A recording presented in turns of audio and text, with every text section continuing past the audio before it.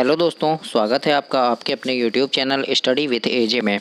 इसमें आज की वीडियो में हम देखते हैं आपकी 8th ग्रेड अभ्यास पुस्तिका जो आपकी भाषा भारती की है, कक्षा 5वीं के बच्चों के लिए आई हुई नई वर्कबुक है। और दोस्तों आपकी गणित की, हिंदी की गणित की, पर्यावरण की और अंग्रेजी की वीडियोस चैनल पे मैंने करवा दिया है, तो उनको चैनल पे जाकर के आप अवश्य देखिएगा। आज की इस वीडियो में हम देखते हैं पार्ट 13, जिसमें कुछ बदले हुए प्रश्न हैं, प्रश्नों में बदलाव किया गया है। तो उन प्रश्नों के साथ देखेंगे आज पार्ट 13, भारत रत्न भीमराव अंबेडकर, और इसके प्रश्नों के उत्तर जानेंगे। कैसे कैसे प्रश्न इसमें आपके लिए दिए गए हैं, उनके उत्तर कैसे लिखना है, आपको क्या क्या चीज़ें इसमें दी गई है, उन सारी चीज़ों को जानते हैं। आइए देखते हैं बहुविकल्पीय प्रश्न में सबसे पहला प्रश्न जैसे दिया है इसमें, अंबेडकर जी के अनुसार किसका पर्याय नहीं है। तो ए नंबर इसका सही उत्तर होगा दोस्तों। प्रयत्न और परिश्रम का कोई पर्याय नहीं है, ऐसा अंबेडकर जी ने कहा था। तो ए नंबर आपका इसमें सही आंसर होगा।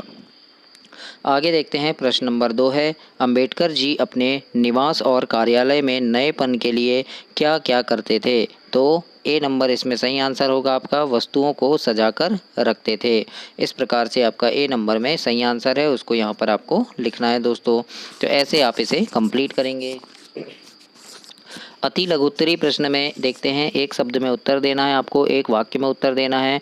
इसमें प्रश्न नंबर 3 है, डॉक्टर भीमराव अंबेडकर के बचपन की रुचियों के विषय में लिखिए। तो यहाँ पर उत्तर में लिखना, खेलना और समुद्र में स्नान करना, ये उनकी क्या थी, बचपन की रुचियाँ थी। तो इस प्रकार से प्रश्न नंबर 3 में लिखना है।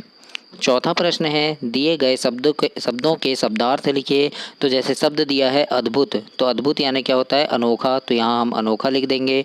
फिर है स्वजन, स्वजन यानी होता है अपने लोग, तो यहाँ पर अपने लोग ऐसे लिख देंगे, है ना। तो इस प्रकार से प्रश्न नंबर 3 और 4 के उत्तर आप लिखेंगे। इसके बाद आगे देखते हैं प्रश्न नंबर 5।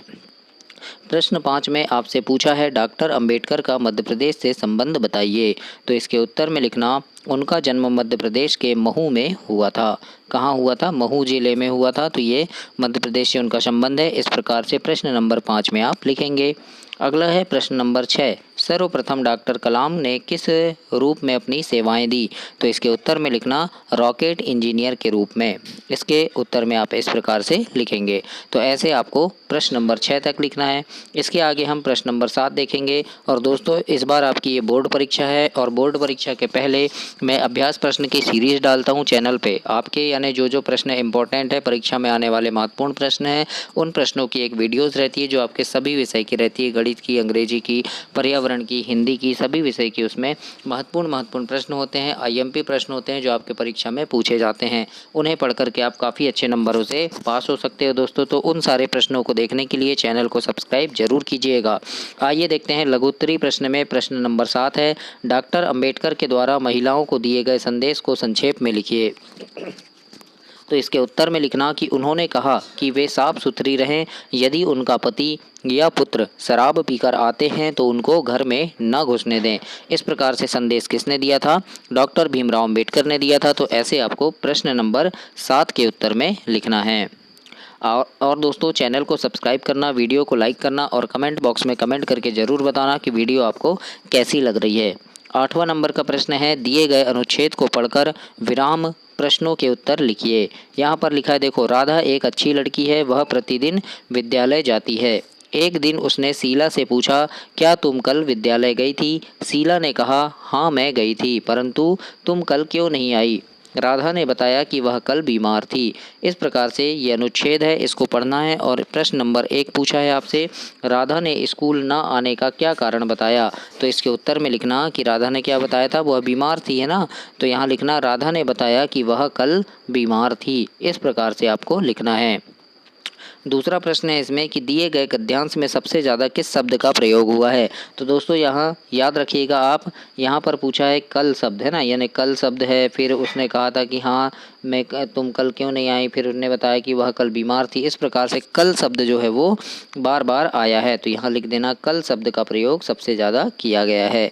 इस प्रकार से प्रश्न नंबर 2 के उत्तर में आप लिखेंगे।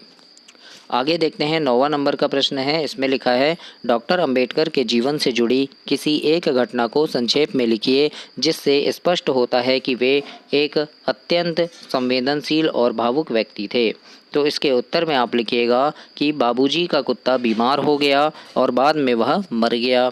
उसकी मृत्यु का दुख अंबेडकर जी को दुखी करता था और यह घटना उनके पशु प्रेमी को प्रदर्शित करती है, पशु प्रेमी होने को प्रदर्शित करती है। इस प्रकार से आपको प्रश्न नंबर 9 के उत्तर में लिखना है। आगे देखते हैं प्रश्न नंबर 10वां। और 10वें प्रश्न में लिखा है कि एक प्रत्यय जोड़कर 5 नए शब्द बनाइए। तो एक प्रत्यय जोड़कर 5 नए शब्द बनाना है। जैसे यहाँ पर है, देखो मैंने यहाँ लिखा है समाज धन एक, तो ये हो जाएगा सामाजिक। रस धन एक रसिक, सप्ताह धन एक साप्ताहिक, अर्थ धन एक आर्थिक और मास धन एक मासिक। तो ये प्रत्यय जो है शब्द के अंत में जुड़ता है। शब्द क्या है हमारा, जैसे समाज शब्द है और एक प्रत्यय जोड़ दिए तो सामाजिक हो गया।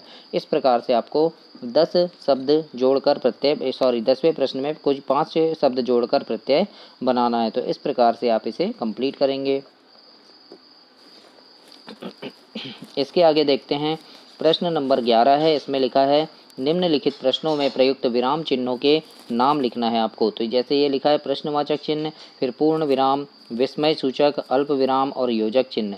तो सबसे पहला है शाबाश, तुमने तो कमाल कर दिया। तो शाबाश के बाद ये जो चिन्ह लगा है इसे बोलते हैं विस्मय सूचक, है ना। तो इस प्रकार से आप यहाँ लिख देंगे विस्मय सूचक। दूसरा है आप कहाँ जा रहे हो, यानी इसमें प्रश्न पूछा गया और ये लास्ट में प्रश्नवाचक चिन्ह लगा है, तो ये हो जाएगा प्रश्नवाचक चिन्ह। इसी के तहत तीसरा है रामचरितमानस एक महान ग्रंथ है। तो ये लास्ट में क्या लगा है, पूर्ण विराम इसमें, तो ये पूर्ण विराम बोलेंगे इसे हम। इसके बाद है जल्दी जल्दी चलो, तो ये जल्दी जल्दी के बीच में योजक चिन्ह है ना, तो इसे लिख देंगे योजक चिन्ह। इस प्रकार से ये 11 नंबर का प्रश्न आपके कंप्लीट हुए दोस्तों। आगे देखते हैं यहाँ पर फिर 5वां नंबर में देखो नींबू, संतरा, अंगूर और मौसम्मी लेकर आओ। तो इसमें क्या है, अल्प विराम लगा है, नींबू के बाद संतरा के बाद है ना क्या लगा है, अल्प विराम। तो इस प्रकार से चिन्ह लिखेंगे। 12वां नंबर का प्रश्न है। इसमें पूछा है कि नीचे दिए गए विराम चिन्हों का प्रयोग करते हुए वाक्य बनाना है। तो जैसे यहाँ लिखा है प्रश्नवाचक चिन्ह, तुम कहाँ जा रहे हो। तो इस प्रकार से एक वाक्य बना दिए हमने और लास्ट में ये चिन्ह लगा दिए, और तो ये क्या है, प्रश्नवाचक वाक्य है। तो हमने ये प्रश्नवाचक चिन्ह लिख देंगे यहाँ पे। इसके बाद लिख दिए राम अच्छा लड़का है, लास्ट में ये क्या लगा है, पूर्ण विराम, तो ये पूर्ण विराम लिख दिए हमने। इसके बाद है अरे ये कैसे हुआ, तो ये क्या है, विस्मय सूचक, मतलब आश्चर्य वाली बात है ना, तो इसे क्या बोलेंगे, विस्मय सूचक वाक्य है ये। इसके बाद यहाँ पर लिख देंगे आम, पपीता, संतरा फल हैं, तो यहाँ पर क्या लगा है, ये अल्पविराम लगा है, तो इसे अल्पविराम यहाँ पर ऐसे लिख देंगे। इसके बाद है धीरे धीरे चलो, तो यहाँ पर ये योजक चिन्ह लगा है, तो योजक चिन्ह लिख देंगे। इस प्रकार से आपको प्रश्न नंबर 12 में कंप्लीट करना है दोस्तों। 13 नंबर का प्रश्न है डॉक्टर अंबेडकर का अपने माता पिता के प्रति प्रेम को व्यक्त करने वाली घटना